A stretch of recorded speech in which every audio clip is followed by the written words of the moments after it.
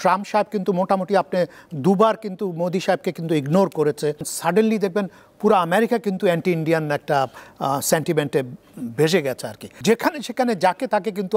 Indians are saying about Bangladesh, trying to keep it alive. তো এটা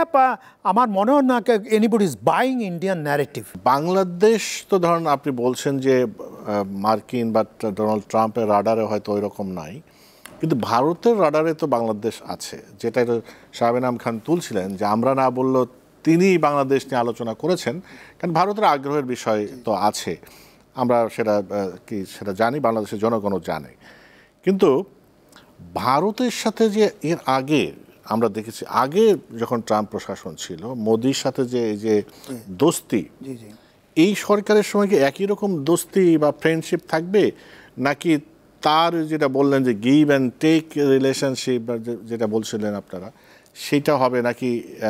বন্ধুত্ব আরও অটুট হবে? এটা হলো সবচেয়ে বড় সারপ্রাইজিং আমার কাছে।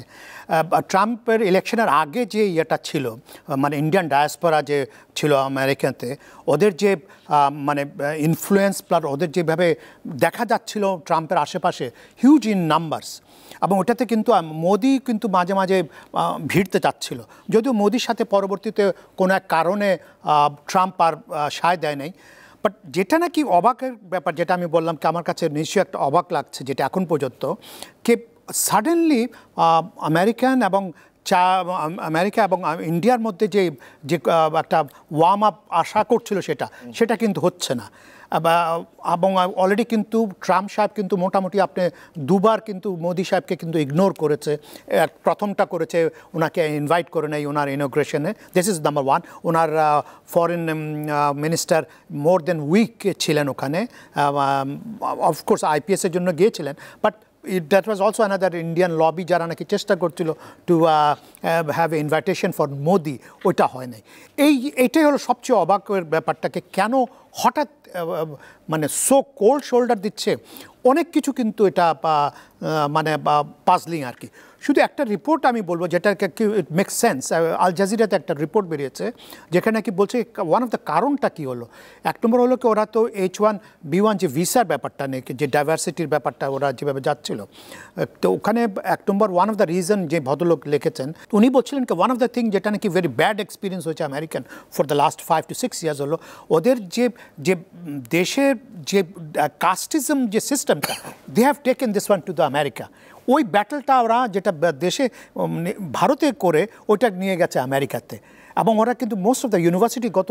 4-5 বছর যদি দেখেন আপনি, I mean they have actually messed it up, এবং they are very professors and with PhDs, double PhDs, they are also arguing in favour of casteism, and there was a lot of processions also. Average আমেরিকানরা কিন্তু এটা দেখে নাই। তারপরে last straw যেটা নাকি আমি আমার যতটুকু দেখেছি, লাস্ট হলো বিবেক রামাস্বামী, যিনি উনি হঠাৎ ওয়ান অফ দ্য একটা পডকাস্টে উনি বলছেন, ওনার পডকাস্টে বলছিলেন যে আমেরিকানস আর হোয়াইটস আর লেজি, এই জন্য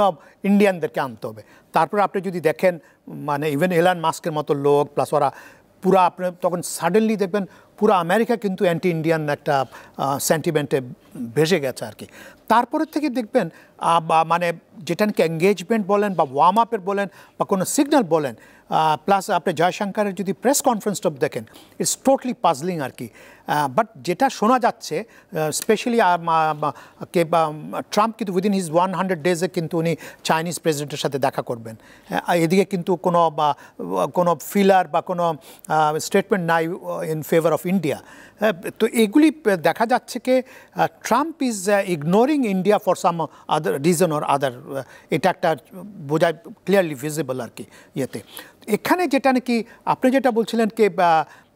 যে বাংলাদেশের ইয়েটা ওরা নিয়ে যাবে, ট্রু, বাট কতটুকু নিয়ে যাবে। এবং আমিও ডক্টর সাহেবের মতো আমিও বলি কি ওনারা বলছেন, যদিও জয়শঙ্কর সাহেব বলেছেন কি উনি বাংলাদেশের নিয়ে কথা বলতে গেছেন, বাট আমিও কিন্তু mark Rubio owner secretary of স্টেটের কিন্তু ওই রিড আউটটা পড়েছি। I didn't find anything actually ওখানে। হ্যাঁ, তো এখানে ইট ইজ ট্রু, মানে বাংলাদেশকে হারিয়ে যে ওনাদের যে একটা মানে কি বলবো, যেখানে সেখানে যাকে তাকে কিন্তু Indians are saying about Bangladesh, trying to keep it alive. তো এটা আমার মনে হয় না anybody is buying Indian narrative. That's one of the biggest ইয়ে, যেটা নাকি ওনারা দে ডিডন্ট আন্ডারস্ট্যান্ড ইন্ডিয়ানরা কোথায় doctor Yunus A Nobel laureate he has got millions of people supporters এটা কিন্তু ইন্ডিয়ানরা বুঝতে পারছে না দে থট ইজ এনি গায় আর কি ওটা তো এই জন্য এই যে প্রপাগান্ডাগুলি এই যে লবিংগুলি এই যে এগুলি কিন্তু কাজ করেছেন এবং আপনি যদি টুইটারে ইন টুইটারে তো হান্ড্রেডস অফ থাউজেন্ডস অফ ইন্ডিয়ানসরা আছে এবং সেম থিং ওদের মানে যে আপনি যদি দেখেন এত বিরক্তিকর এবং এখন আমাদের আনসার দিতে হয় না বা আমাদের অনেক ইয়াং জেনারেশন আছে ভেরি ইন্টেলিজেন্টলি ওনারা জবাব দেয় now Americans are themselves are giving I know many names যাদেরকে I also follow them because of historical ইয়ের জন্য ওরাই কিন্তু ওনারা আনসার দিচ্ছে এই ব্যাপারটা তো দেখা যাচ্ছে কি যেটা নাকি ওনারা লবি করতে যাচ্ছিলেন বা ইয়ে করতে চাচ্ছিলেন ওটা ওরকম অ্যাকচুয়ালি ওয়ার্ক করছে না ডক্টর শাহাব খান আপনি কি মনে করেন ইন্ডিয়ার সাথে তাহলে সম্পর্ক কি সত্যিই মানে একটু আগের মতো থাকছে না না এই বিষয়টা নিয়ে আমরা অনেকবার আলাপ আলোচনা করেছি বাংলাদেশে বাইরেও ভারতেও একটা বিষয় হলো যে বাংলাদেশ কি গেইন করবে ভারতের সাথে এক ধরনের দ্বন্দ্ব জড়িয়ে বাংলাদেশের কি কোনো র্যাশনাল রিজন আছে কিনা নাই তো কারণ বাংলাদেশে সেটা বিগত সরকার বলেন বর্তমান সরকার বলেন ভবিষ্যতে যারাই আসবেন তো ভারতের সাথে দ্বন্দ্বে জড়িয়ে বাংলাদেশের কই লাভটা আছে নাই এটা সবাই বোঝেন মুশকিলটা হচ্ছে যে ভারত সেটা বুঝছে কিনা যে কারণে ভারতের পলিটিক্যাল লিডারশিপে এবং আমি বলছি ভারত বলতে এখানে আমি স্পেসিফিক্যালি ভারতের সরকারের পলিটিক্যাল লিডারশিপে আমার ধারণা বাংলাদেশ সম্পর্কে তাদের যে ধারণাটা ছিল অগাস্ট সেপ্টেম্বর অক্টোবর পর্যন্ত সেটা একদম দুর্বলতা প্রকাশ পেয়েছে অক্টোবর নভেম্বর পরবর্তীতে তারা কিন্তু ব্যাপারটা যখন বুঝতে পেরে খুব স্বাভাবিকভাবেই তাদের মধ্যে কিন্তু যথেষ্ট পরিবর্তন কিছুটা আমরা লক্ষ্য করতে পারছি কিন্তু তারপরেও বড় রকমের পরিবর্তন আসেনি ফলে তাদের এই যে সাউথ এশিয়াতে তাদের যে সর্বশেষ বন্ধু মানে পাকিস্তানের সাথে তো আমরা জানি আফগানিস্তানের সাথেও তারা এক ধরনের কথাবার্তা শুরু করেছেন এতদিন পরে বুঝতে পেরে নেপাল তো ম্যাপই চেঞ্জ করে দিয়েছে মায়ানমারে তাদের বন্ধু ছিলেন জান্টা এবং জান্টার নিজের অবস্থায় এই মুহূর্তে দুর্বল আপনি যদি চীনের সাথে দেখেন তারা নিজেরাই বলছেন যে চীন ভারতের জায়গা দখল করে নিচ্ছে এটা আমাদের বাংলাদেশের মিডিয়া তো বলছে না সো মণিপুর নাগাল্যান্ড সব কিছুই দেখেন না কেন ফলে তার যে লাস্ট একটা কর্তৃত্ব দেখানো যে বাংলাদেশের সাথে তার সম্পর্কটা ভালো আছে সেইটা তো ওয়াশিংটন পলিসি সার্কেলে উপস্থাপন করতে হবে এখন ওয়াশিংটন পলিসি সার্কেলে যখনই আপনি এটা উপস্থাপন করতে যান খুব স্বাভাবিকভাবেই মানে একপক্ষীয় বা ভারতীয় ন্যারেটিভটা এখন আর আগের মতো অত এফেক্টিভ নাই যে কারণে আপনার যেটা জেনারেল শহীদ বলছিলেন যে জয়শঙ্কর গেছেন বটে কিন্তু মার্কো রুবিওর স্টেটমেন্টে তো আমরা ওটা পাইনি সুতরাং বিভিন্ন রকমের ন্যারেটিভস তৈরি করা হচ্ছে বিভিন্ন রকমের মিস ইনফরমেশন ডিসইনফরমেশন তৈরি করা হচ্ছে তার মানে মার্কিন যুক্তরাষ্ট্র কি আসলেও ভারতকে বাইপাস করবে পুরোপুরি করবে না এটার প্রথম কথাটাই হলো ভারত 130 কোটি মানুষের একটা মার্কেট যে কারণে আমি প্রথমেই বলেছিলাম বাংলাদেশের সব কিছু দেখা উচিত মার্কেটকে কেন্দ্র করে কারণ মার্কিন যুক্তরাষ্ট্র তাকে মার্কেট হিসেবে কেন্দ্র করবে সুতরাং এই মার্কেটের স্থিতিশীলতার কারণে সে অন্যান্য যে দেশগুলি আছে সেইগুলির দিকে কিছুটা হলেও নজর দিবে সেই হিসেবে বাংলাদেশ যতটুকু ফ্যাক্টর ইন করে ততটুকুই এর বাইরে আসলে খুব বেশি কিছু হবে না যে কারণে বাংলাদেশ সরকারের একটা বড় গুরুত্বপূর্ণ কাজটাই হবে যে বাংলাদেশের যে ডায়াসপোরা ওখানে আছেন বাংলাদেশে এম্বাসি যেটা আছে কনসুলেটগুলি প্রত্যেকটাকে রিভ্যাম্প করা যেটা ভারতীয়রা করে থাকেন পাকিস্তানিরা করে থাকেন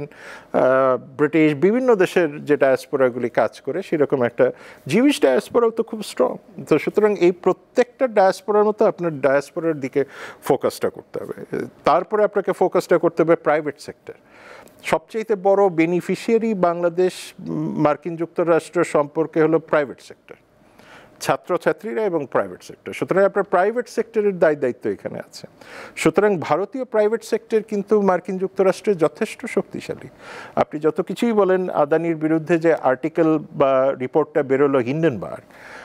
সেটার পরবর্তীতে কিন্তু এই ভারতীয় প্রাইভেট সেক্টরই তার পক্ষে দাঁড়িয়েছিল।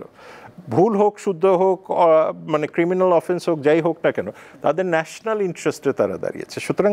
আপনাকেও এখানে তো দাঁড়াতে হবে। সুতরাং সেই জায়গাতে আমার মনে হয় কাজ করা বাকি আছে। সুতরাং ওভারঅল যেটা বলি, যতটুকু আমরা মনে করছি যে একটা বড় রকমের ক্লাউড তৈরি হবে এবং সেই ক্ষেত্রে মানে বড় রকমের ইনফ্লুয়েন্স তৈরি হবে,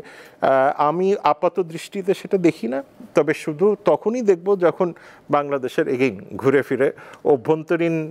অস্থিতিশীলতা থাকলে, সেটা মার্কিন যুক্তরাষ্ট্র কেন, সেটা তো কাঠমান্ডু বলেন, কলম্বো বলেন বা মালদ্বীপ বলেন, সবারই একটা কনসার্ন হয়ে দাঁড়াবে।